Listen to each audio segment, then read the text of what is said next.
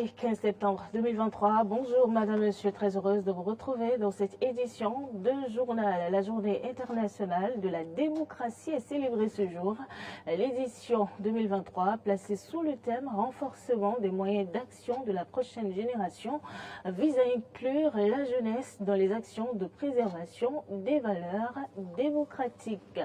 Et puis entretien avec le rédacteur en chef de Diaspora FM, Eden TV, Peggy Ludovic Dagba, déjà en place. Bonjour Peggy.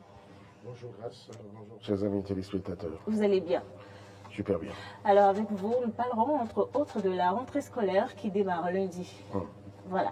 L'UNIGEM met fin au pacte militaire avec le Bénin. La junte au pouvoir a justifié cette décision. Nous en parlerons avec Peggy Ludovic Dagba.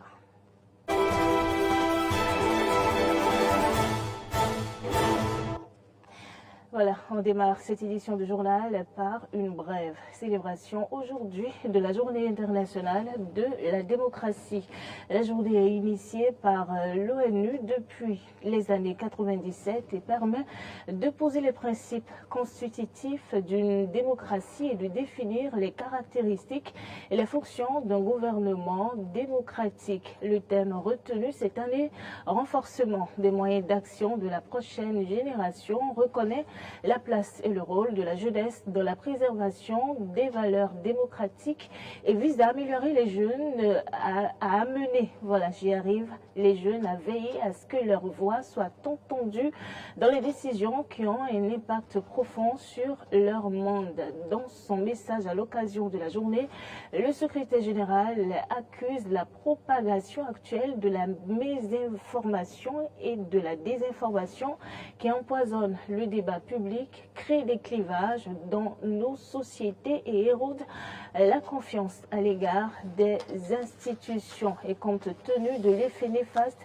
que ce flot de fausses informations peut avoir sur les jeunes, la journée internationale de la démocratie de cette année est donc consacrée au renforcement des moyens d'action de la prochaine génération en mettant l'accent sur le rôle essentiel joué par les enfants et les jeunes dans la sauvegarde de la démocratie aujourd'hui et demain. À quelques jours de la rentrée scolaire, la situation des aspirants au métier d'enseignement n'a toujours pas connu une avancée favorable. Ils espèrent toujours que le gouvernement puisse honorer sa promesse. Suivons ici ce reportage de Arthur Wando pour en savoir plus. Ils ont un salaire dérisoire et ils ne sont pas payés pendant les vacances. Ils n'ont pas de prime ni pendant l'année scolaire, ni à la rentrée.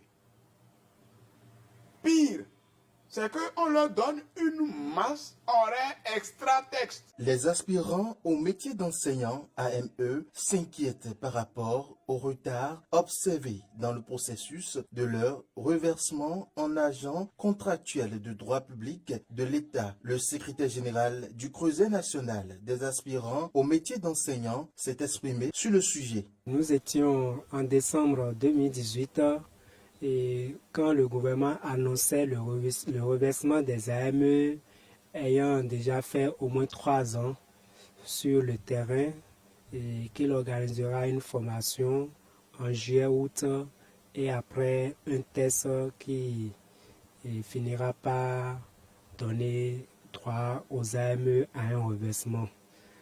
Et c'est vrai, nous n'étions pas du tout d'accord en ce moment puisque pour nous, plusieurs tests ont déjà été organisés à l'endroit de ces AME. Donc, nous ne voyons pas l'importance de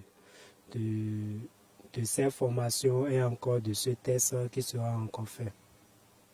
Jusqu'à présent, jusqu'à l'heure où je vous parle, nous sommes à 3 jours, je dirais, de la rentrée. Rien, ni la formation, ni le test. Vendredi dernier seulement, il y a eu une rencontre entre les acteurs et le gouvernement. Une rencontre qui n'a pas accouché de bonnes nouvelles. Le vendredi dernier, il y a une rencontre entre nos centrales et le gouvernement, mais d'après les comptes rendus qui n'étaient pas les mêmes au niveau des 3 centrales, il y a la COSI qui était revenue et il a martelé qu'en réalité, il y a la prochaine Conseil des ministres que le décret serait une réalité, mais à notre grande surprise, Et le premier conseil des ministres du gouvernement, après ces congés, n'ont même pas abordé le côté enseignant jusqu'à même parler d'AME, ce qui nous a encore plus abattus depuis hier jusqu'à aujourd'hui. La réalité est là, à quelques jours de la rentrée des classes. Nous, on n'a pas de prime de rentrée, on est là et on doit se débrouiller vaille que vaille. Pour vous dire la vérité, jusqu'à l'heure où je vous parle, bon nombre d'entre nous ne savent même pas encore comment inscrire nos enfants.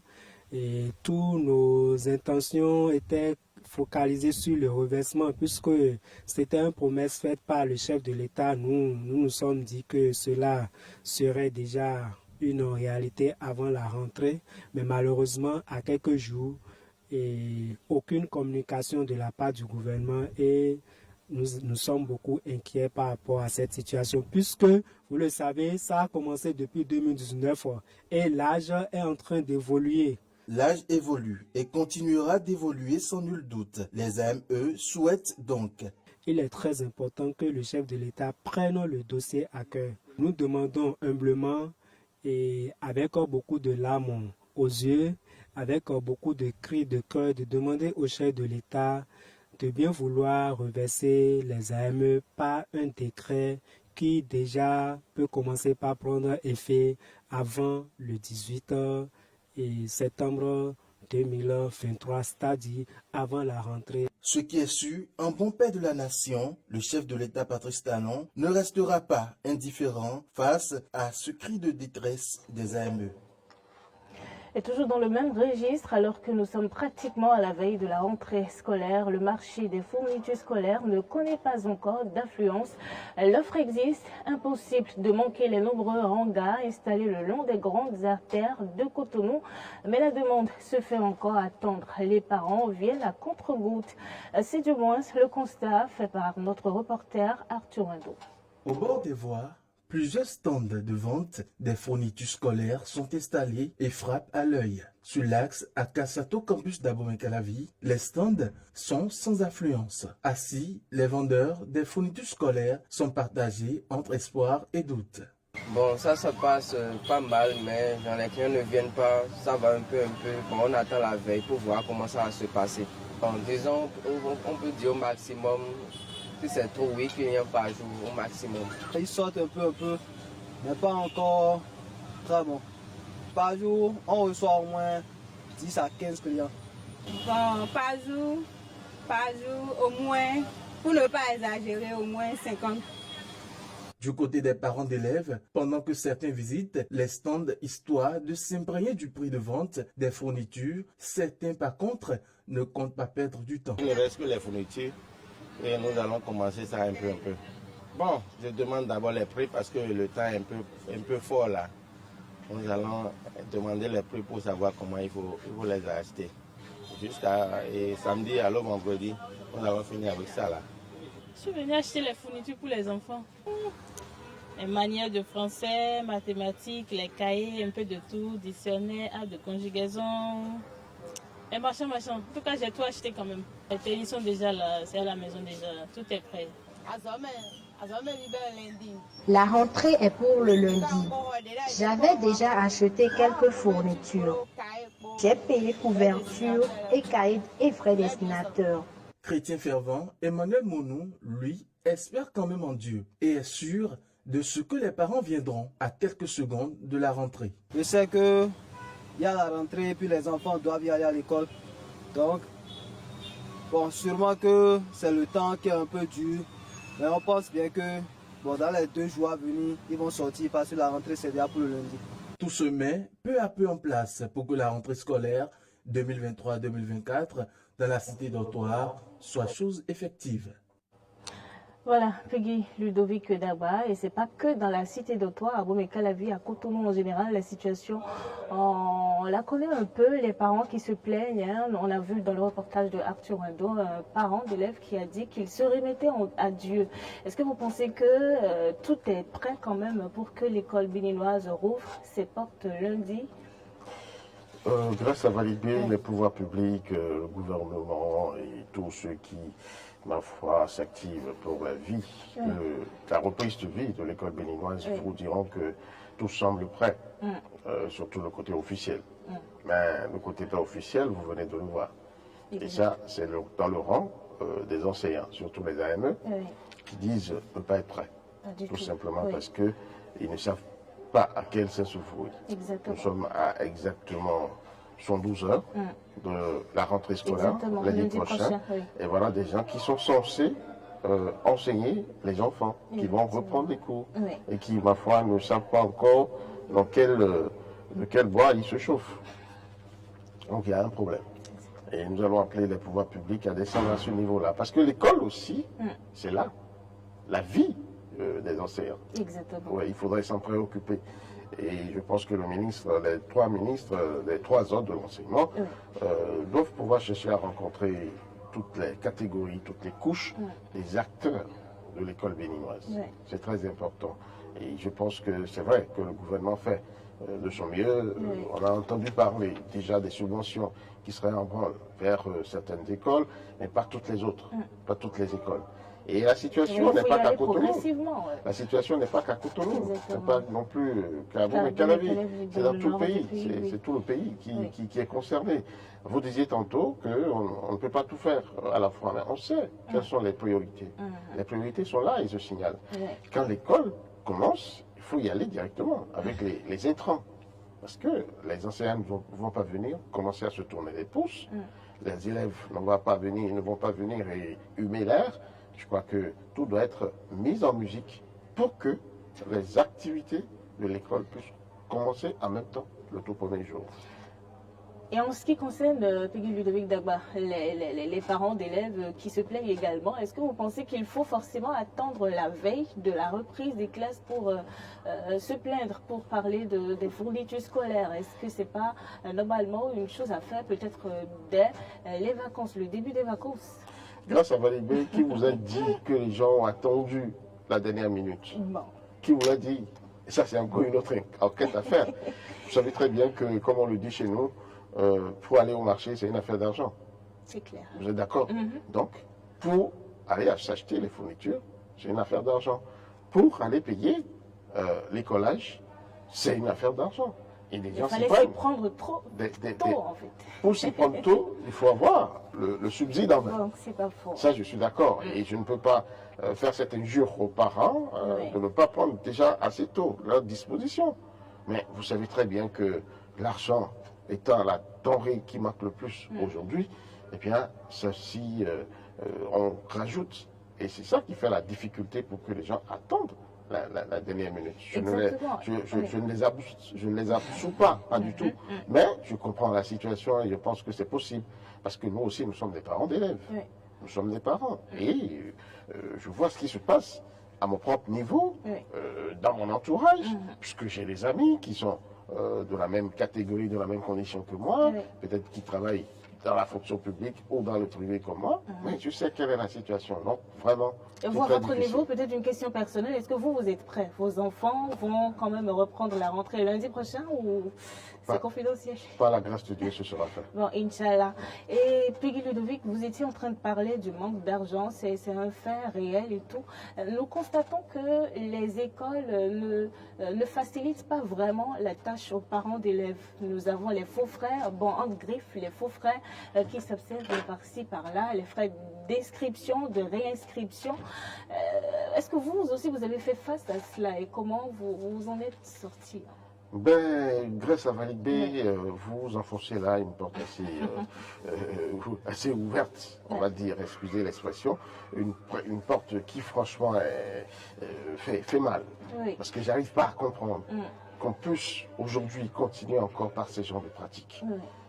Vous êtes une école, c'est vrai, vous appelez que les gens viennent inscrire leurs enfants. Et on demande des frais d'inscription. Sans jamais pouvoir vous expliquer le rôle de ces frais d'inscription, alors que la scolarité est là, est définie par tranche, et vous devez vous en acquitter. Peut-être pour les frais d'inscription, on pourrait comprendre, mais les frais de réinscription, là... Mais comment peut-on comprendre les frais d'inscription? Est-ce qu'on va acheter? Bon, pour ceux avec qui j'ai pu en discuter, on dit l'explication qu'on donne, c'est qu'on veut garantir la place. Mais qu'est-ce qui garantit la place si ce n'est pas la scolarité que nous payons? Mais pourquoi faire cette distinction et prendre déjà 10 000, 15 000 Et 35 000 francs au supérieur. Je sais de quoi je parle. On va peut-être... Et ce qui est encore plus grave, comme vous le disiez tantôt, la personne a fait, l'élève a fait la classe, est passé à la classe supérieure. On va faire la classe supérieure. On revient pour payer. On dit il faut la réinscription. Mais quelle est cette... comment dire, quels sont ces faux frais là? Moi je pense que les pouvoirs publics doivent se mêler à la chose. Est-ce que c'est l'agrément qu'on leur demande avant de pouvoir enseigner, éduquer les enfants, qui demandent qu'ils puissent créer ces faux frais-là? Parce que moi, j'appelle ça un faux frais. Je voudrais bien avoir un promoteur d'établissement privé devant moi pour m'expliquer la fonction des inscriptions et réinscriptions. Moi, j'envoie ma fille qui doit aller faire l'inscription. On lui dit, ben, vous devez alors payer la réinscription, c'est obligatoire. On lui pose la question, mais à quoi servira la réinscription? On nous dit, c'est comme ça. Obligatoire. Est-ce que c'est normal? Moi, je pense que le ministre des enseignements maternels, primaires, secondaires, et techniques et professionnels, et même du supérieur, ces ministres se doivent vraiment d'inquisiter ces genres de choses, de poser des questions pour voir clair, pour qu'on nous explique. Parce que on ne comprend pas. Voilà déjà les frais d'inscription qui sont, les frais de scolarité qui sont élevés à ce niveau-là. On ne refuse pas, on paye. Mais pourquoi encore ériger d'autres? Et parfois, les frais d'inscription et de réinscription vont de 10 000 à 50 000 parfois. Je le dis tantôt, 50 000 même.